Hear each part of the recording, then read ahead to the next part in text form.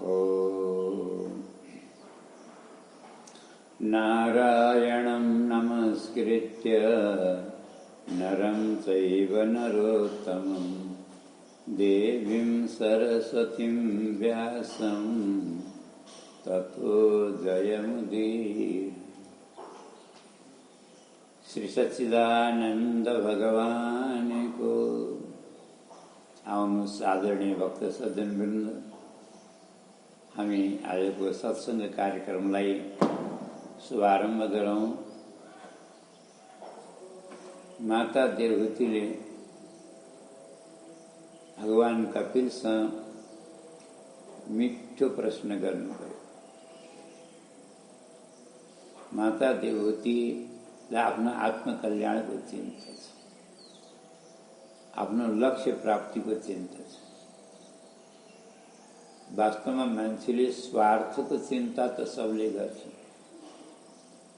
तर परमार्थको चिन्ता गर्नेवाला कोही भाग्यशाली भगवत कृपा पात्र बिरला नै हुन्छ। प्रश्न हामीले पूर्व सुनिसकेका छौँ।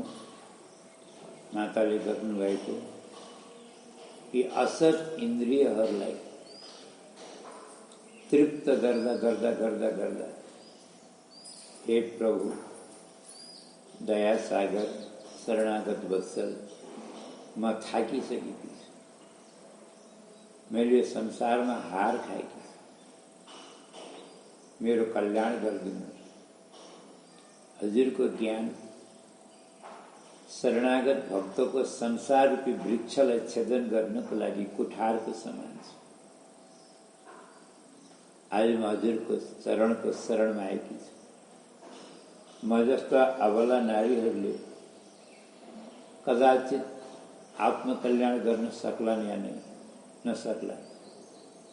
ठुल्ठुला अमलात्मा निर्मलात्मा ऋषिमुनिहरूले मात्रै हो कि हामी जस्ताले पनि भगवत प्राप्तिको केही उपाय गर्न सक्छौँ? कृपा गर्नुहोस्। यो माता देवहूतिको प्रश्न हो। भगवान हुनुहुन्छ माता। भगवत प्राप्ति गर्नको लागि कोही स्त्री पुरुषको भेद हुँदैन। श्रद्धा हुनुपर्छ, चाहना हुनुपर्छ। र हाम्रो प्रसङ्ग यही आएको थियो, आतुरता, व्यग्रता, भगवानलाई प्राप्त गर्ने उत्कण्ठा, भित्रीबाट उत्कण्ठा हुनुपर्छ। आत्मकल्याणको उत्तम उपाय भन्नुहुन्छ योग आध्यात्मिक पुंसां मतो निश्रेयसाय मे। आध्यात्मिक योग नै आत्मकल्याणको उत्तम उपाय हो। अब यो आध्यात्मिक योग भनेको के हो? भगवान कपिल भन्नुहुन्छ आत्मा और परमात्मा को चिंतन, सत और असत को चिंतन।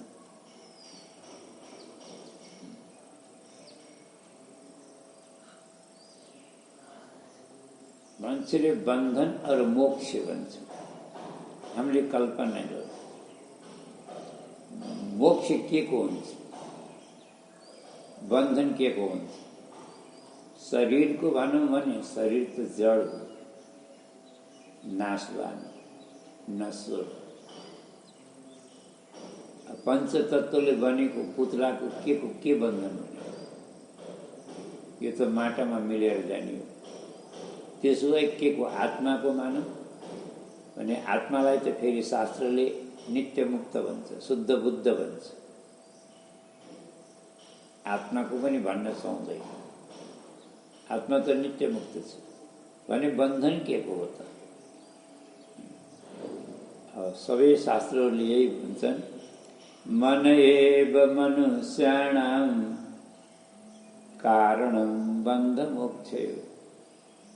हाम्रो मन, मनुष्यको मन नै बन्धन और मोक्षको कारण। और मन परम कारणमा मनन्ति संसार चक्रम परिवर्तयद्य। मनको धेरै कथा छ। शास्त्रले मनको धेरै धेरै उपमा उपाधिहरू दिएको छ। अब यसले मनको धेरै व्याख्या नगरौँ, कसरी भन्ने कुरा बुझौँ।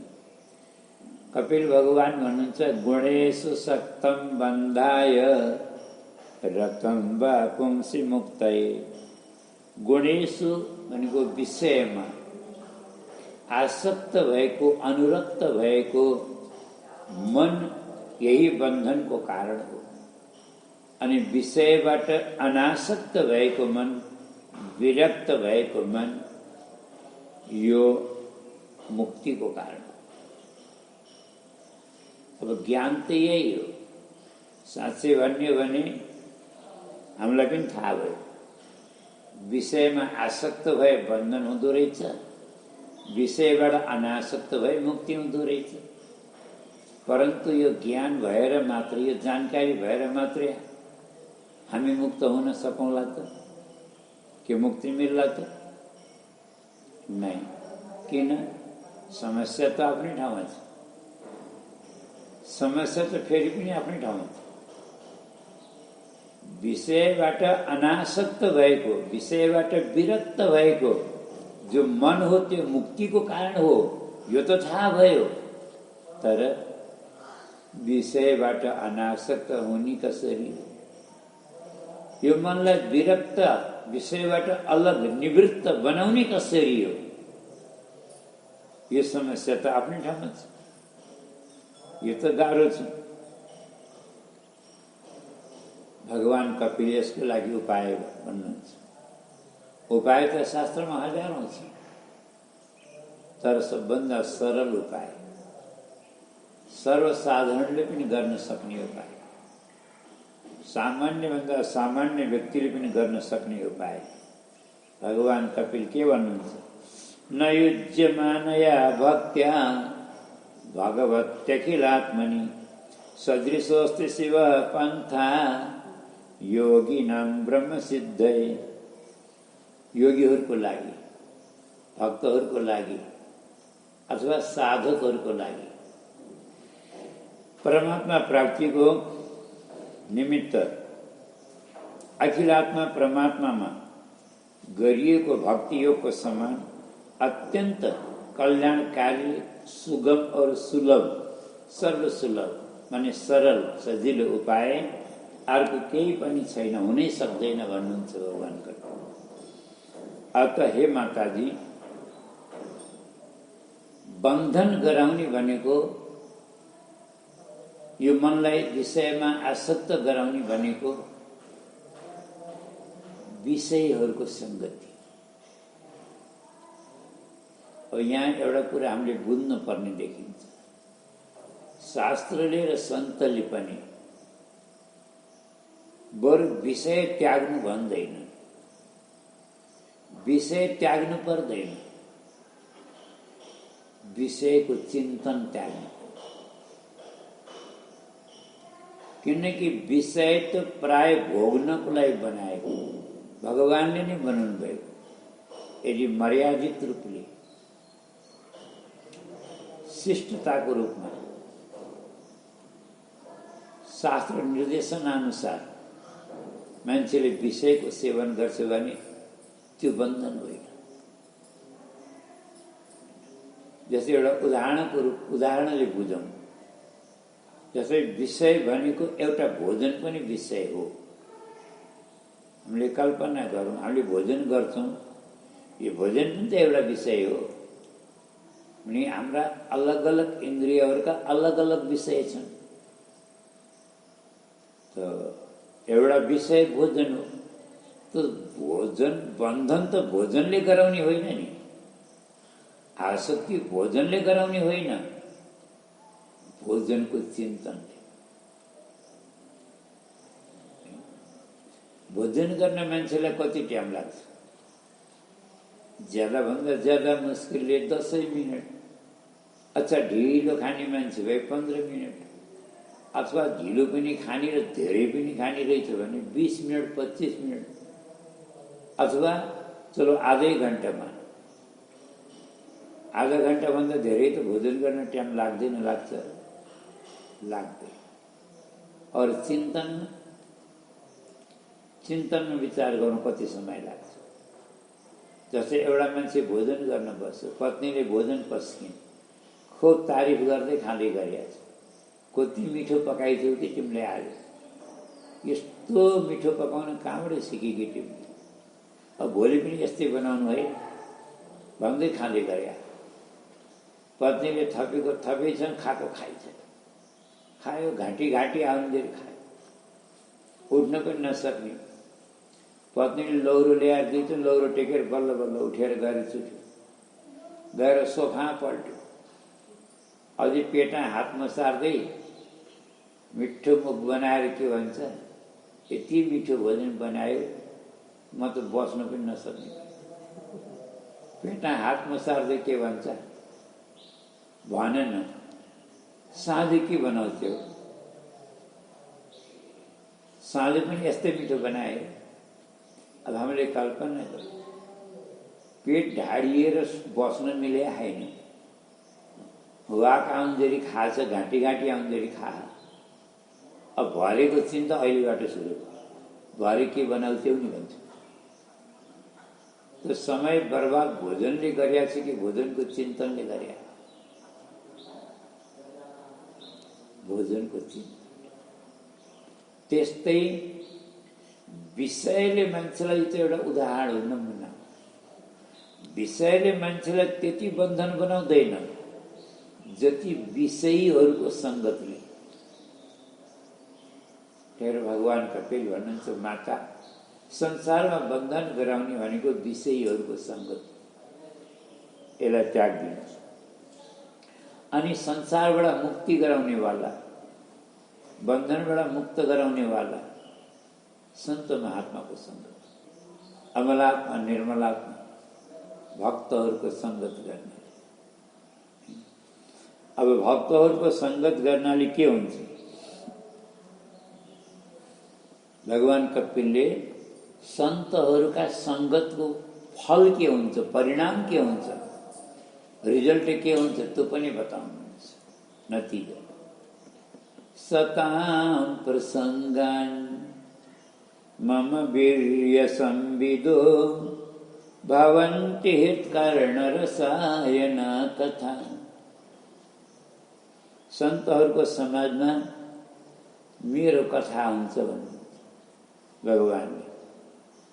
भगवानका पराक्रमका सूचक, गुण महिमा विशेषता करुण सूचक यस्ता पवित्र चरित्रहरू प्रभुका हुन्छन्, निर्मल कथाहरू हुन्छन्।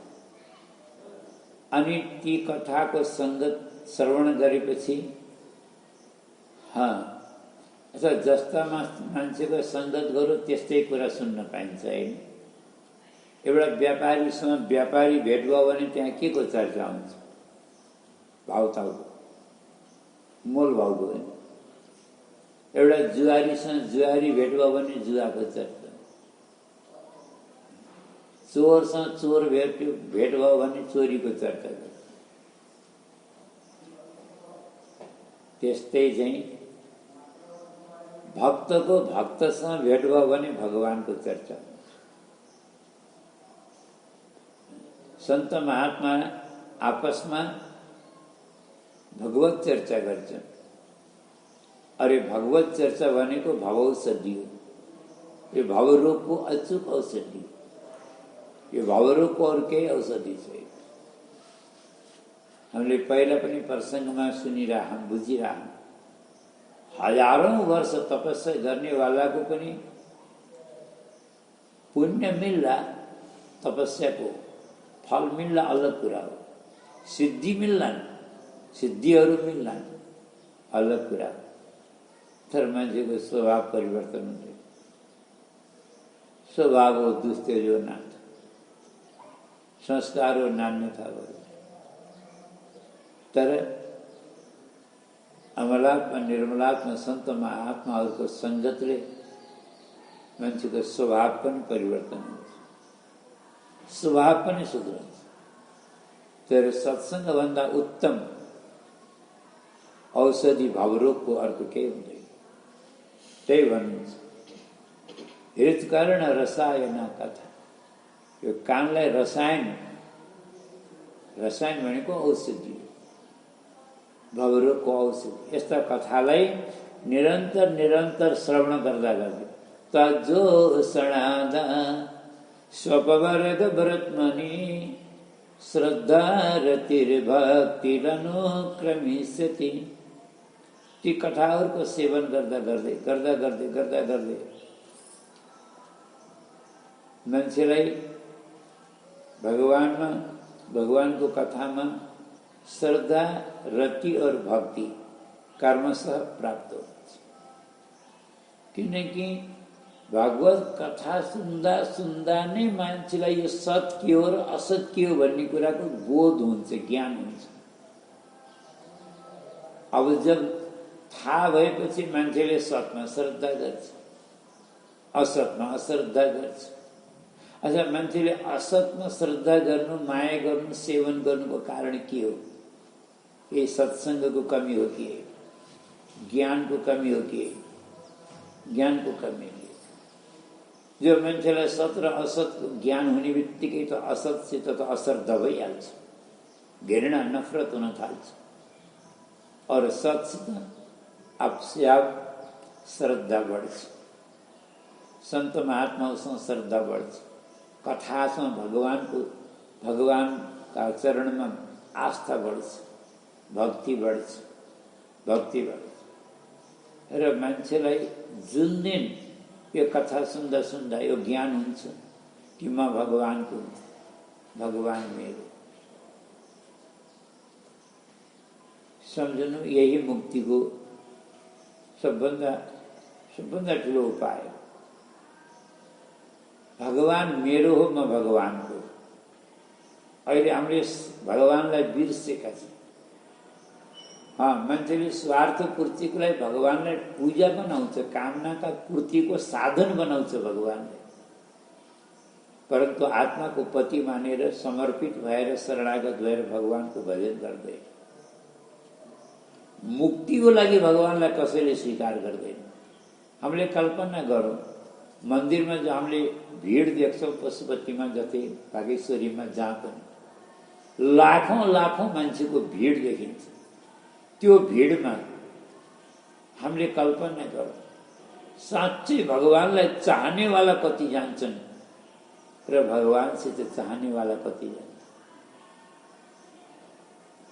त्यो हजारौं लाखौं जति जान्छन् सबै भगवानसित माग्न जाने, भगवानलाई चाहनेवाला कोही हुँदैन।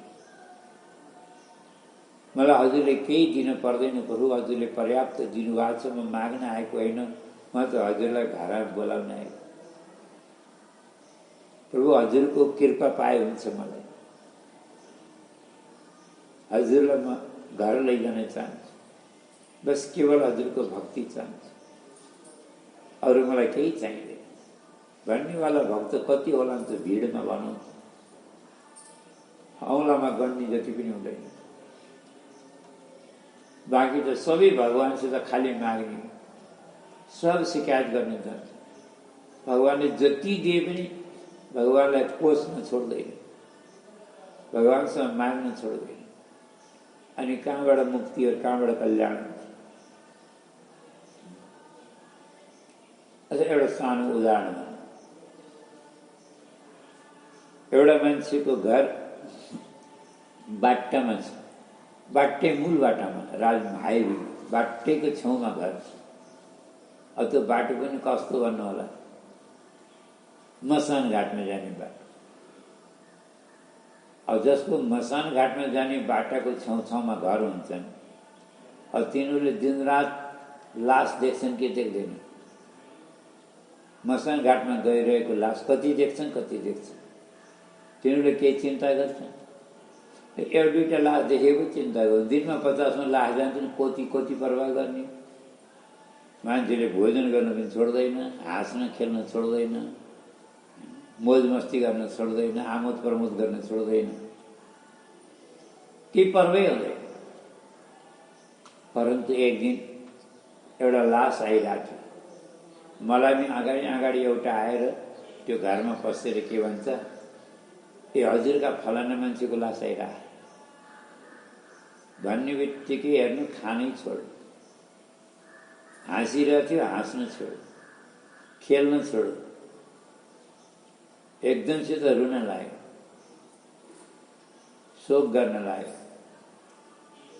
अब हामीले यहाँ कल्पना गरौँ है, लास त हिजो अस्ति पनि आइरहेको थियो, कहिल्यै रुँदैन थियो।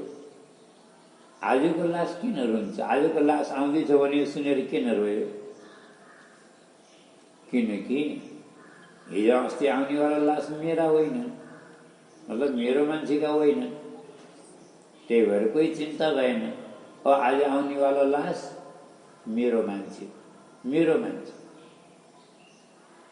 अब यहाँ एउटा कुरा गरौँ, लासमा पनि केही फरक हुन्छ र?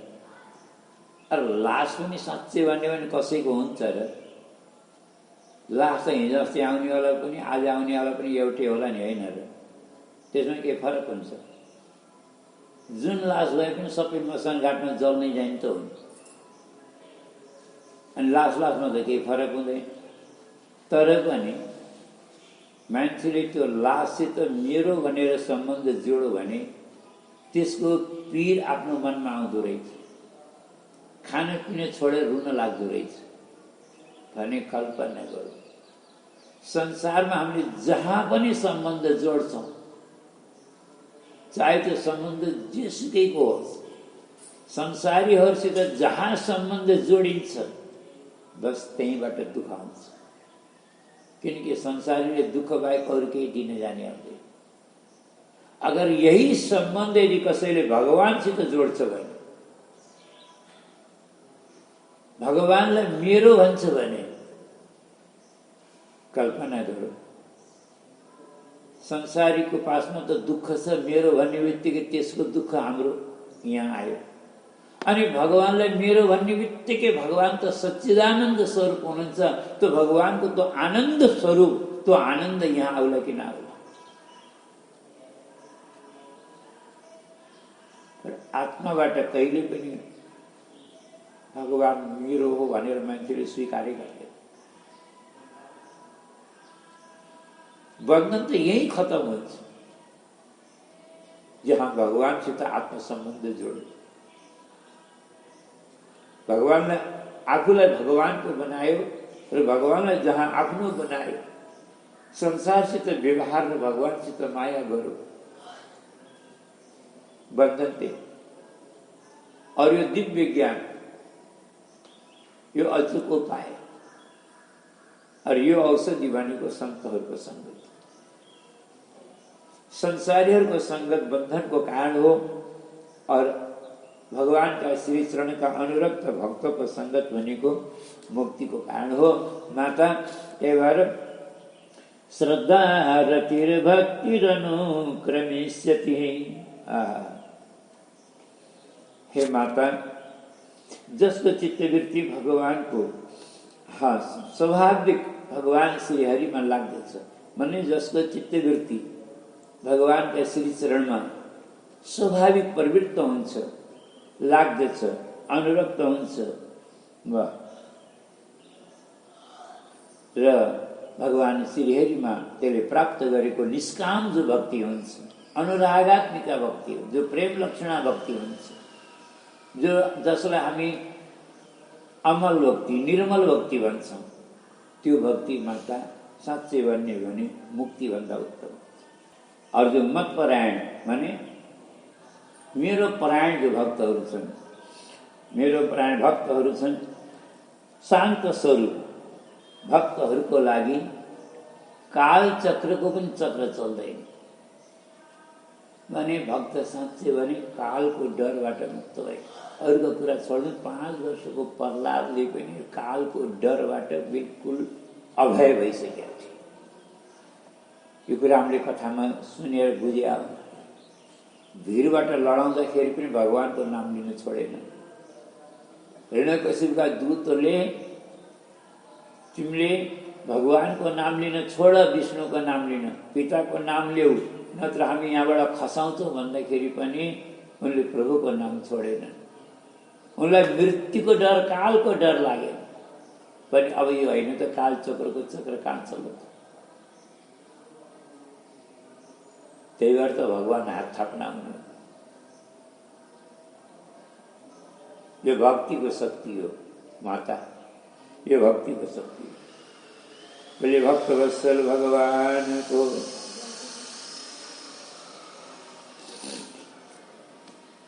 भगवानले सांख्यको ज्ञान मातालाई सुनाउनुहुन्छ। पञ्चभिर ब्रह्म चतुर्भिर दशभिस्तथा एतत् चतुर्विंशतिकं गणं प्राधानिकं विदुः। पंच महाभूत पंच तन्मात्रा अंतस्करण चतुष्टय मन बुद्धि चित्त अहंकार र 10 इंद्रिय, इन्हें 24 तत्व, इन्हें प्रकृति का 24 तत्व और परमात्मा 25वां तत्व। जीव 25वां तत्व, परमात्मा 26वां तत्व। कहने के परमात्मा ये जीवमा भित्र अन्तर्यामी रूपले, जीवात्मा रूपले, बाहिर काल रूपले भगवान विराजमान हुनुहुन्छ। भगवानले सांख्य शास्त्रको विस्तार गर्नुहुन्छ र त्यसपछि भक्ति योगको महिमा बताउनुहुन्छ। अष्टाङ्ग योगको महिमा सत्य बोल्नु, चोरी नगर्नु, अनावश्यक संग्रह नगर्नु, ब्रह्मचर्यको पालन गर्नु, तपस्या तप गर्नु, स्वाध्याय गर्नु, पवित्र रहनु, भगवानको सेवा पूजा आदि गर्नु, यिनी सबै सत्कर्महरूलाई हामी यम नियमका लक्षणहरू भन्छौँ। यिनीबाट हामीले साधना सुरु गर्छौँ, आफ्नो जीवनलाई परिष्कृत परिमार्जित गर्छौँ। त्यसपछि सुन्दर आसनमा बसेर पूरक कुम्भक रेचक आदि प्राणायामद्वारा आफ्नो मनलाई निर्मल बनाउँछ। प्राणायामद्वारा एउटा त प्राणवायु बसमा हुन्छ, लौकिक दृष्टिले स्वास्थ्यको लाभ हुन्छ र मुख्य कुरा प्राणायामद्वारा मन निर्मल हुन्छ और निर्मल मनद्वारा नै भक्ति हुन्छ। किनकि अगर मन पवित्र छैन, निर्मल छ, निर्मल मन जनसो मोहे भावा, मोहे कपट छल छिद्र नभावा भन्नुहुन्छ भगवान। निर्मल मन मलाई मन पर्छ, निर्मल मन। त्यसै प्राणायाम अनि प्रत्याहारद्वारा के हुन्छ भने संसारमा विषयमा भट्केका जो इन्द्रियहरू तत्त विषयबाट अन्तर्मुखी हुन्छन्। यो प्रत्याहारको विशेषता हो। प्रत्याहारपछि धारणा हुन्छ,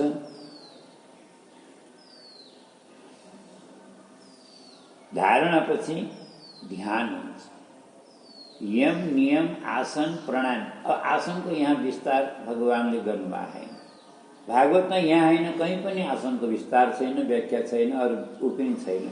कसरी कुन आसनमा बस्ने भन्ने कहीँ चर्चा छैन। गीतामा गुरु भगवानले शैलाजीमा पुरुषोत्तरम भन्नुभयो। यहाँ त स्थिरम सुखमासनम भन्नुभयो।